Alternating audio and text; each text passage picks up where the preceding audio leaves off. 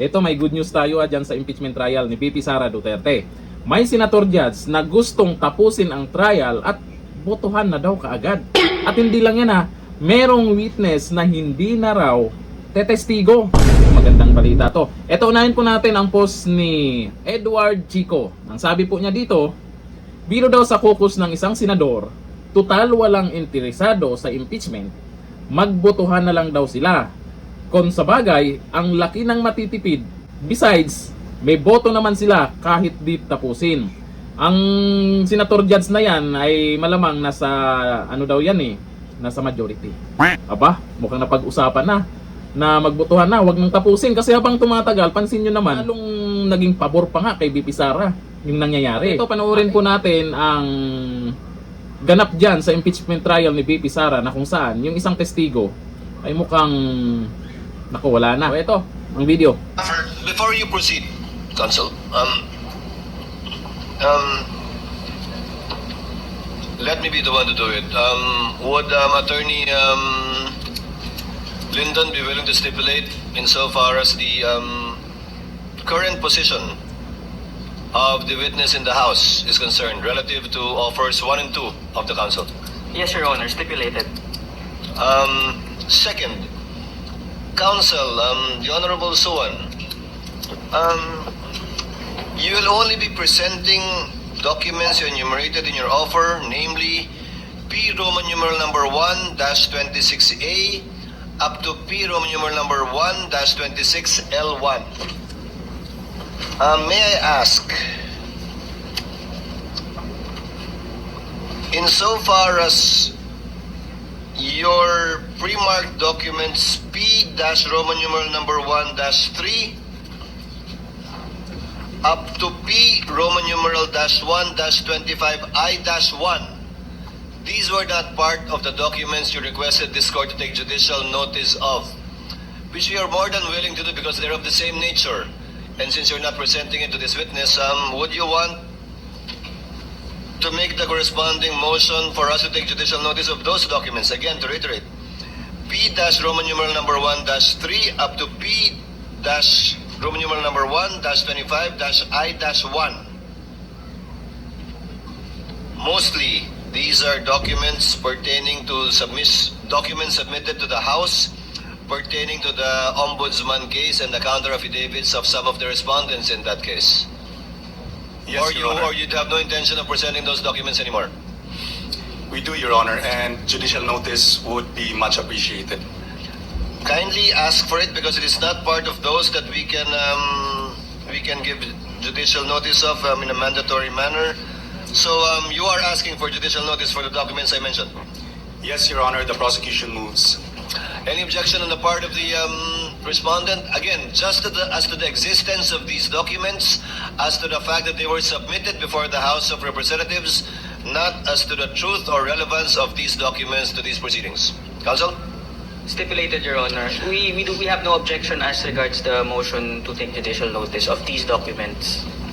Court therefore makes an order that the documents inclusive from P-Roman numeral number 1-3 to P-Roman numeral number 1-25I-1 are all taken judicial notice of. Copies are therefore directed to be furnished to all the senator judges for their information and reference.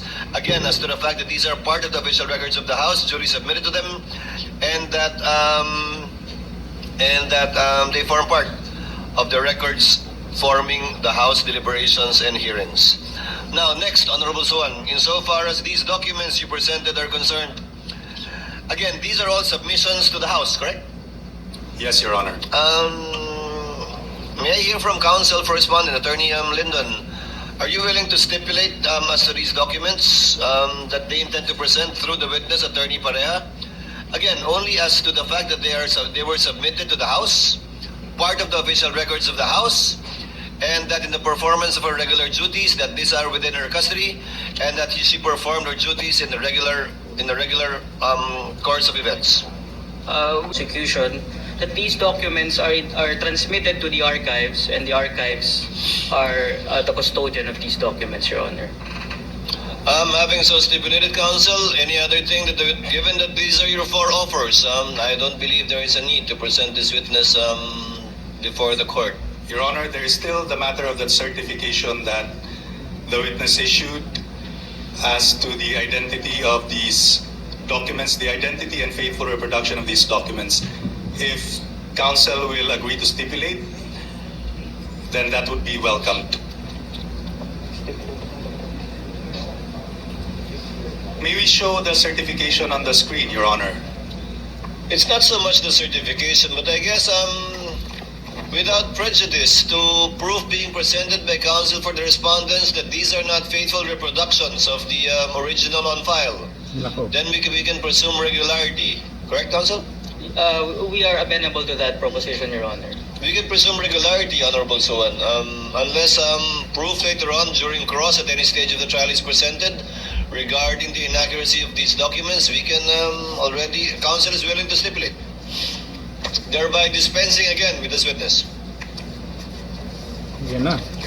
Your Honor. So, Who's speaking? Yes, Honorable Suwan. if counsel is willing to stipulate as to the certification, then for the record, may we have the certification marked as P-Roman numeral 1-26.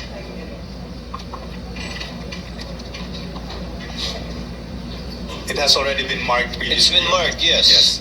Just for the record. Thank you. So, can we dispense with this witness, Honorable Suwan? Yes, Your Honor. Ms. Pareha, you are excused. Kindly send our regards to Cesar over there. Thank you, Your Honor. And we thank you for your time and for coming over. Thank you for your patience as well. Thank you, sir.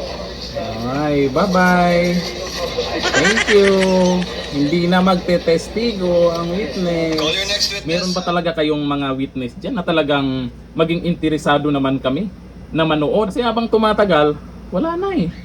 Paalala, marami na pong nanawagan ngayon na unahin po yung flood control na yan. Kalikasan na mismo ang nagpaparamdam. Tingnan nyo. Ang dami ng binaha. Tapos sa mga oras na to, tuloy-tuloy pa ang ulan. Eh kayo, nandyan. Impeachment trial ang inuuna nyo dyan.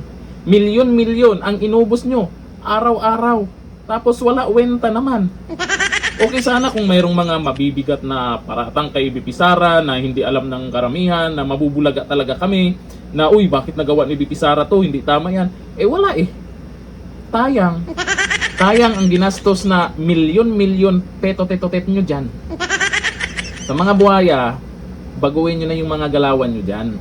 Kasi hindi kayo magtatagumpay sa impeachment trial na yan. Dito lang, thank you. Bye-bye.